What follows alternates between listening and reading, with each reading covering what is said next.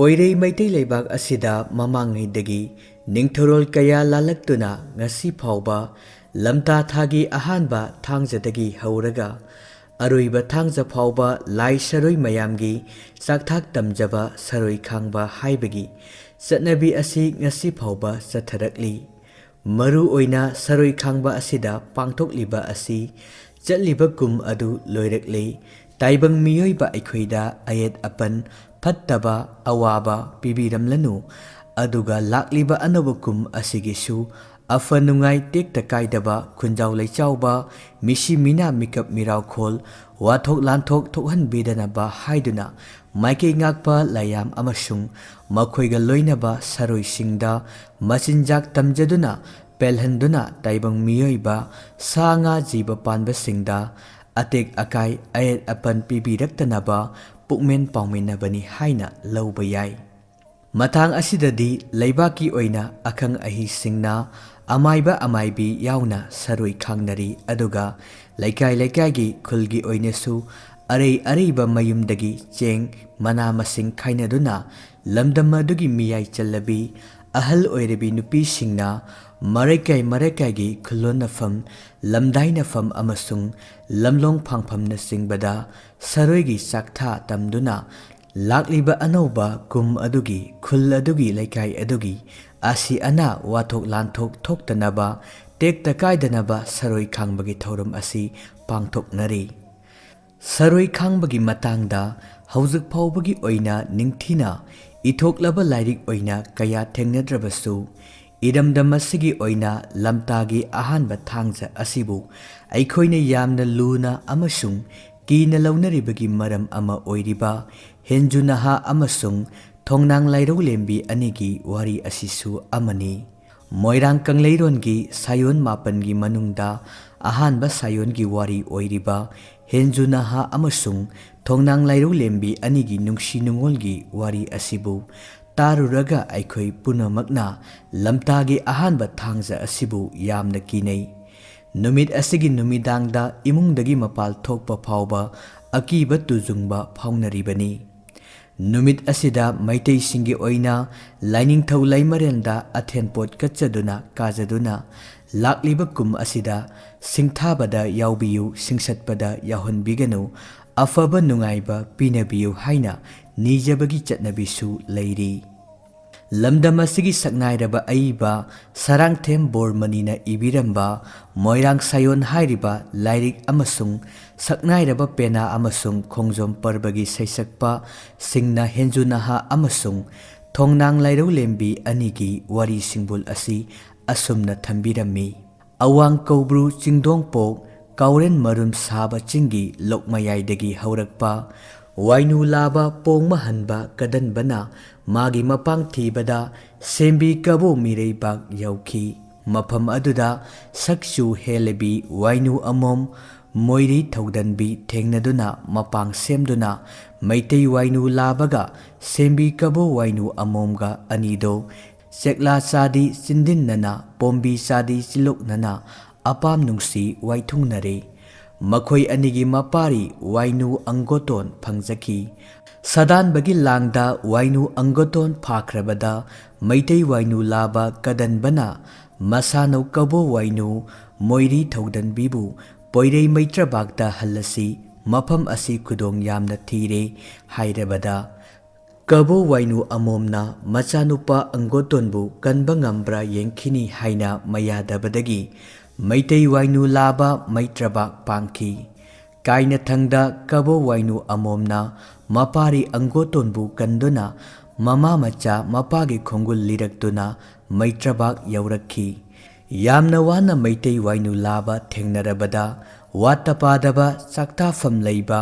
moirang thangjingi masaikolda wainu mapa macha ahum yaurakhi mamang thakta leisemlakpada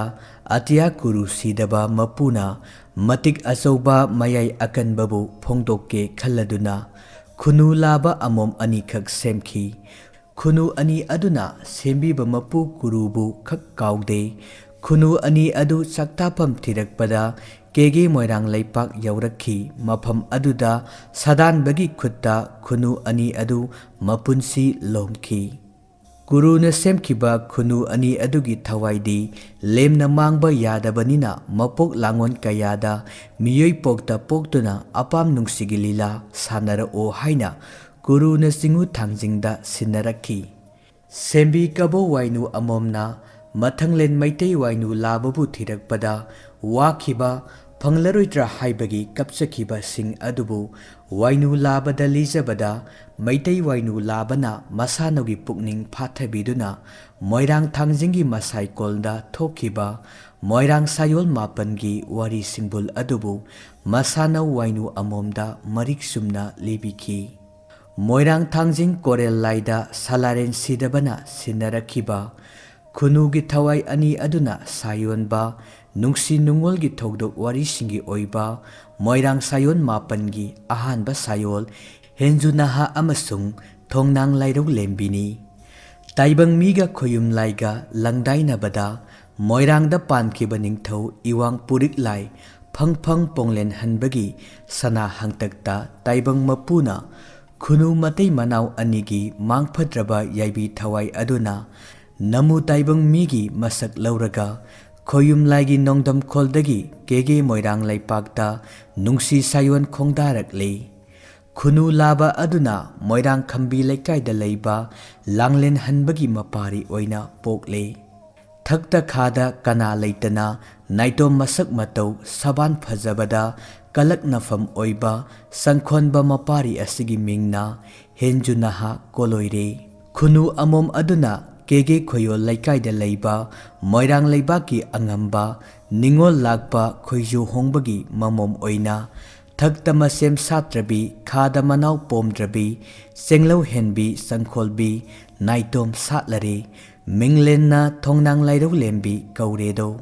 Henjunahagi mapa langlen hanbadi laira aton tabana nongmagi suraga hingjai nongma langlen hanbana tana hiren ama saraga moirang ningthauda katchage khanduna hi sananaba uzau yananaba thangjing singolda chachakhi. Layoiraba uzau ama thengnaduna singjangna yanba haubada ikheng sintharakle madu ubada khulai hundok lamlaga langlen hanba mayum tamna chelakle.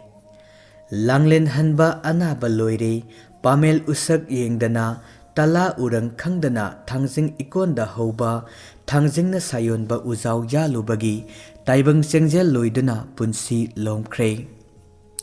Langlen hanba anaba loire pamel usak yengdana tala urang khangdana thangjing ikonda hauba thangjingna sayonba uzau yalubagi taibang sengjel loiduna punsi lomkhre. Henjunahabu yamna wana mama khoidom lukrabina yokchare asumna khoyum laigi nongdam kholdagi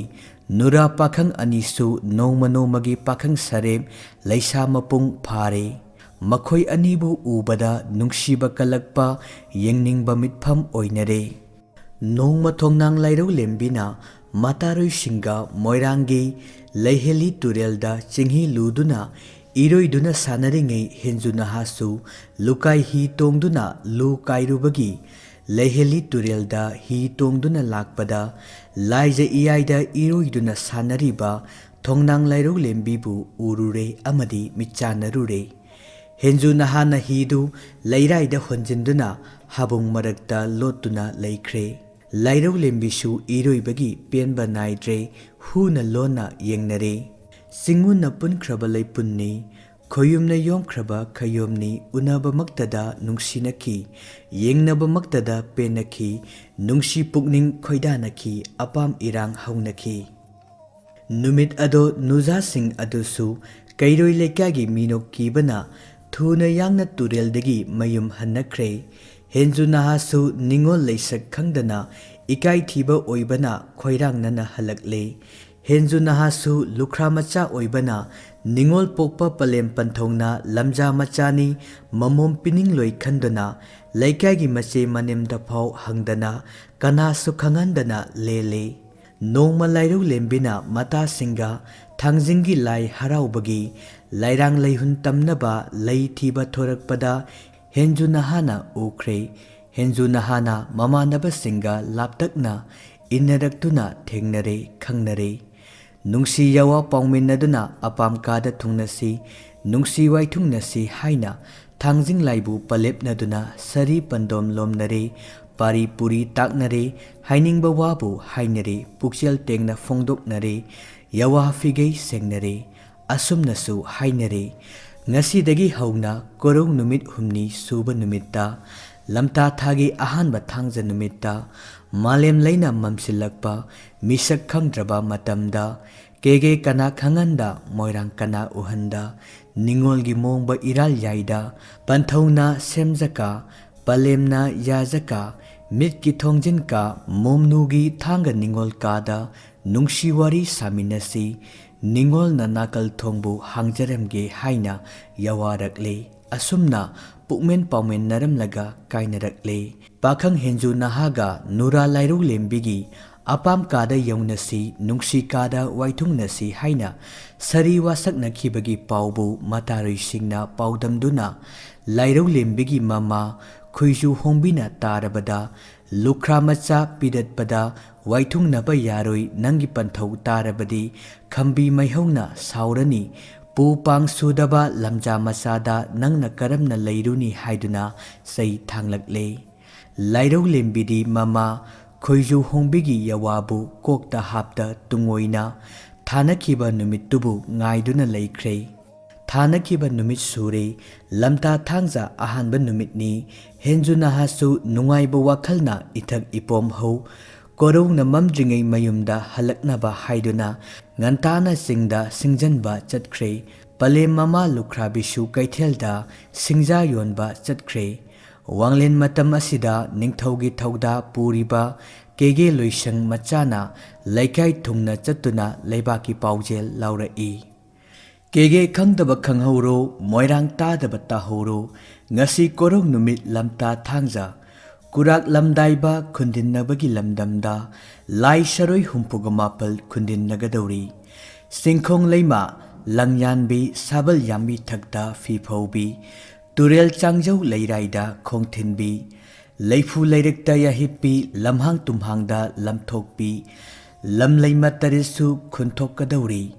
ꯎꯃꯪ ꯂꯥꯏ 4ꯁꯨ ꯌꯥꯊꯣꯛꯀꯗꯧꯔꯤ ꯃꯥꯏꯀꯩ ꯉꯥꯛꯄ ꯂꯥꯏꯌꯥꯝꯁꯨ ꯌꯥꯇꯥꯒꯗꯧꯔꯤ ꯁꯖꯤꯛ ꯊꯥꯕ ꯃꯄꯨꯔꯣꯏ ꯇꯥꯕꯨꯔꯣꯏ ꯄꯨꯝꯅꯃꯛꯅ ꯃꯈꯨꯠꯇ ꯆꯩꯀꯛ ꯄꯥꯏꯗꯨꯅ ꯁꯤꯡꯊꯥꯒꯗꯧꯔꯤ ꯊꯥꯡꯖꯤꯡ ꯂꯥꯏꯅ ꯁꯤꯡꯁꯠꯀꯗꯧꯔꯤ ꯇꯤꯃꯨ ꯐꯠꯇꯕ ꯀꯜꯂꯤ ꯂꯥꯏꯃꯨ ꯐꯠꯇꯕ ꯉꯥꯎꯏ ꯆꯤꯡꯉꯨ ꯇꯤꯡꯀꯣꯛꯅꯒꯗꯧꯔꯤ ꯈꯣꯌꯨꯝ ꯂꯥꯏꯀꯣꯛꯅꯒꯗꯧꯔꯤ ꯈꯥꯅ ꯆꯥꯎꯕ ꯃꯔꯝ ꯆꯥꯝꯃ ꯍꯤꯡꯅ ꯆꯥꯕ ꯃꯔꯝ ꯆꯥꯝꯃ ꯆꯥꯝꯃ ꯆꯥꯝꯃꯅ ꯈꯨꯖꯤꯡ ꯑꯣꯏꯗꯨꯅ ꯌꯥꯉꯝ ꯃꯆꯤꯟꯖꯥꯛ ꯍꯨꯟꯒꯗꯧꯔꯤ ꯀꯨꯝꯖꯥ ꯆꯥꯛꯊꯥꯛ ꯄꯤꯒꯗꯧꯔꯤ ꯏ ꯈꯨꯗꯦꯡ ꯂꯥꯏ ꯈꯨꯗꯦꯡ ꯏꯔꯪ ꯏꯍꯧꯒꯗꯧꯔꯤ ꯉꯁꯤ ꯑꯍꯤꯡ ꯇꯥꯡꯂꯧꯗꯒꯤ ꯍꯌꯦꯡꯒꯤ ꯏꯅꯨꯡ ꯉꯥꯟꯗ꯭ꯔꯤ ꯐꯥꯎꯕ ꯇꯣꯛꯄꯤ ꯑꯣꯛꯁꯨ ꯑꯣꯀꯣꯟꯗꯒꯤ ꯍꯦꯟꯗꯣꯛ ꯐꯗꯦ ꯀꯥꯏꯔꯩ ꯌꯦꯟꯁꯨ ꯌꯦꯡꯒꯣꯟꯗꯒꯤ ꯍꯦꯟꯗꯣꯛ ꯐꯗꯦ ꯀꯥꯎꯔꯦꯜ ꯁꯟꯁꯨ ꯁꯪꯒꯣꯟꯗꯒꯤ ꯊꯥꯗꯣꯛ ꯐꯗꯦ ꯅꯥꯃꯨ ꯇꯥꯏꯕꯪ ꯃꯤꯁꯨ ꯈꯔꯥꯏ ꯊꯣꯡꯒꯥꯜ ꯋꯥꯡꯃ ꯂꯥꯟ ꯐꯗꯦ ꯈꯨꯡꯒꯪ ꯂꯩꯀꯥꯏ ꯀꯣꯏ ꯐꯗꯦ ꯈꯨꯜꯂꯛ ꯂꯩꯔꯛ ꯆꯠ ꯐꯗꯦ ꯇꯥꯗꯕꯁꯨ ꯇꯥꯍꯧꯔꯣ ꯈꯪꯗꯕꯁꯨ ꯈꯪꯍꯧꯔꯣ ꯑꯁꯨꯝꯅ ꯂꯥꯎ ꯂꯥꯎꯗꯨꯅ ꯀꯦꯒꯦ ꯂꯣꯏꯁꯪ ꯃꯆꯥꯅ ꯂꯩꯀꯥꯏ ꯊꯨꯡꯅ ꯆꯠꯇꯨꯅ ꯈꯨꯜꯂꯛ ꯂꯩꯔꯛ ꯁꯝꯗꯨꯅ ꯈꯨꯡꯒꯪ ꯂꯥꯟꯅ ꯈꯨꯟꯊꯛ ꯈꯨꯟꯈꯥ ꯆꯤꯟꯊꯗꯅ ꯃꯤꯌꯥꯝ ꯇꯥꯅꯕ ꯄꯥꯎꯖꯦꯜꯂꯦ ꯍꯦꯟꯖꯨꯅꯥꯍꯥꯒꯤ ꯃꯃꯥ ꯂꯨꯈ꯭ꯔꯥꯕꯤꯗꯤ ꯂꯩꯕꯥꯛꯀꯤ ꯄꯥꯎꯖꯦꯜ ꯑꯗꯨ ꯀꯩꯊꯦꯜꯗ ꯂꯩꯔꯤꯉꯩꯗ ꯇꯥꯖꯔꯦ ꯃꯄꯥꯔꯤ ꯍꯦꯟꯖꯨꯅꯥꯍꯥꯗꯤ ꯆꯤꯡꯗ ꯆꯠꯈꯤꯕꯅꯤꯅ ꯇꯥꯍꯧꯗꯔꯦ ꯑꯗꯨꯃꯛꯄꯨ ꯃꯄꯥꯔꯤꯅ ꯍꯜꯂꯛꯂꯕꯗ ꯃꯃꯥꯅ ꯄꯥꯎꯗꯝꯂꯦ ꯋꯥꯐꯝ ꯑꯗꯨ ꯇꯥꯕꯗ ꯍꯦꯟꯖꯨꯅꯥꯍꯥꯗꯤ ꯄꯥꯏꯃ ꯂꯥꯡꯇꯛꯅꯔꯦ ꯄꯂꯦꯝ ꯃꯃꯥꯅ ꯊꯣꯡꯒꯥꯜ ꯂꯥꯟꯐꯗꯦ ꯄꯥꯎꯃꯦꯟꯂꯝꯂꯒ ꯅꯨꯡꯗꯥꯡ ꯆꯥꯛꯂꯦꯟ ꯆꯥꯗꯨꯅ ꯈꯣꯝꯂꯦꯟ ꯇꯨꯡꯈꯨꯜ ꯇꯥꯟꯈ꯭ꯔꯦ ꯍꯦꯟꯖꯨꯅꯥꯍꯥꯗꯤ ꯃꯁꯥꯕꯤ ꯂꯥꯏꯔꯧꯂꯦꯝꯕꯤꯅ ꯅꯨꯡꯁꯤ ꯋꯥꯔꯤ ꯁꯥꯟꯅꯁꯤ ꯍꯥꯏꯅ ꯊꯥꯅꯔꯛꯄ ꯄꯨꯡꯖꯥ ꯑꯗꯨ ꯌꯧꯔꯛꯂꯕꯗ ꯂꯩꯇꯥꯕ ꯉꯝꯗ꯭ꯔꯦ ꯑꯀꯤꯕ ꯐꯥꯎꯗ꯭ꯔꯦ ꯏꯅꯨꯡ ꯃꯃꯩ ꯋꯥꯏꯔꯛꯂꯐꯥꯎ ꯃꯁꯥꯕꯤ ꯍꯦꯟꯖꯨꯅꯥꯍꯥ ꯈꯣꯡꯂꯣꯏꯔꯛꯇ꯭ꯔꯕꯗ ꯃꯈꯣꯏ ꯑꯅꯤ ꯆꯥꯃꯤꯟꯅꯅꯕ ꯂꯥꯡꯖꯔꯤꯕ ꯇꯔꯥ ꯂꯨꯀꯣꯏ ꯑꯗꯨ ꯅꯤꯡꯉꯣꯜ ꯀꯥ ꯑꯗꯨꯗ ꯊꯝꯂꯒ ꯉꯥꯏꯅ ꯉꯥꯏꯅ ꯈꯣꯝꯂꯦꯟ ꯇꯨꯡꯈꯨꯟ ꯇꯥꯟꯈ꯭ꯔꯦ ꯍꯦꯟꯖꯨꯅꯥꯍꯥꯅ ꯅꯨꯖꯥ ꯃꯥꯅ ꯄꯥꯈꯪ ꯑꯩꯕꯨ ꯉꯥꯏꯕꯗ ꯋꯥꯔꯝꯂꯒꯅꯤ ꯄꯥꯏꯃ ꯄꯨꯛꯅꯤꯡ ꯅꯨꯡꯁꯤꯔꯝꯂꯅꯤ ꯍꯥꯏꯗꯨꯅ ꯄꯂꯦꯝ ꯃꯃꯥ ꯂꯨꯈ꯭ꯔꯥꯕꯤꯅ ꯇꯨꯡꯈꯨꯟ ꯇꯥꯟꯈ꯭ꯔꯕ ꯑꯗꯨꯗ ꯂꯨꯈꯨꯝꯗ ꯌꯥꯜꯂꯤꯕ ꯀꯥꯡꯖꯩ ꯀꯥꯡꯍꯨ ꯍꯤꯖꯥꯡ ꯍꯨꯏ ꯊꯥꯗꯕ ꯑꯗꯨ ꯄꯥꯏꯗꯨꯅ ꯇꯥꯡꯂꯧ ꯑꯊꯦꯡꯕ ꯑꯗꯨꯗ ꯈꯔꯥꯏ ꯊꯣꯡꯒꯥꯜ ꯂꯥꯟꯗꯨꯅ ꯃꯁꯥꯕꯤ ꯅꯥꯛꯇ ꯆꯦꯟꯆꯠꯅꯅ ꯂꯥꯛꯂꯦ asumna lakpana singu marjingi khubam lamlen khundinbigi lamlong ahum phangbada layam tinaduna lairiba adu layokna rure kumsi kumja asigi layamna mana konba lamgi sinkak thektuna singthaba sinkak kaklaga singsatpa loiraduna sakyen sayen naduna sanagadabagi koina famduna lairiba adu Henjunaha gi mamitta kairui lekagi lengmannabasing ahal laman khangandana tara chakchanaba oina urure masu thawai waoidana mamanabasingni khanduna layamna famliba adugi matai oirapna sakyen famda famlure magisu saruk thunglakle taibang migi khutcha yauba khut ama hablakpada Henjunahana saroi singni khanglakpadagi kangjai kanghu haiduna pale mamagi nakta chatpasu chattana masabi unahogdaba yade haiduna Lairoulembigi maiki tamna thuna yangna selakpada saroi layamna yomduna nampha phare madudagi nanthokduna kangjai haiduna masanogi konthong yaurukpada layam saroina namduna phare Henjunahana ngamduna Lairoulembigi churi isum tapham phawba yaushille mafam aduda saroi layamna namduna Henjunahabu yaibi thawai lobire Thangjing laigi pauktakna panthoibina Lairoulembi hogdokle tanglo matam loisilaktuna nonga lamdai aduda afing afai oina thongena sei kangduna Lairoulembina chenthorakpada churi isum taphamda masanongna changbi laphu tabagum taduna leiramba ubada Lairoulembi nong khongbagum kaptuna ona thoina onkhre Lairoulembina fuk haugatuna imungdagi thang lauthokladuna masabigi nakta sangsinduna sari wasak pandom lominasi haiduna mathabakta iram phatuna thangna thumna thinjinduna Lairoulembishu masa matomta yaibi thawai thajari asumna moirang kangleirongi sayon mapangi ahanba sayon Henjunaha amasung Lairoulembi anigi nungsi nungolgi waribu Maitei wainu laba pongma hanba kadanbana masano wainu amom sembi kabo mori thaudan bida libibada wainu amomdo mamittagi pirangna thumatpa makhai tajaki asumna lamta thangjagi tongan ba chinthang wari mayam leijarabasu Henjunaha Lairoulembi anigi wari asi taruraga angang oidingedagi kirakpa aduna haujiki sakhotlaba matam asida phawba lamta thangjanibu hairabadi khajiktang oirabasu akiba phawnari fanayamna khumang chawksinna sakhotlabashu ngasi mak aikhoigi maitei khunai asida lamta thangjada saroi adumak khangnari ifurupki chatnabi ngakna hingli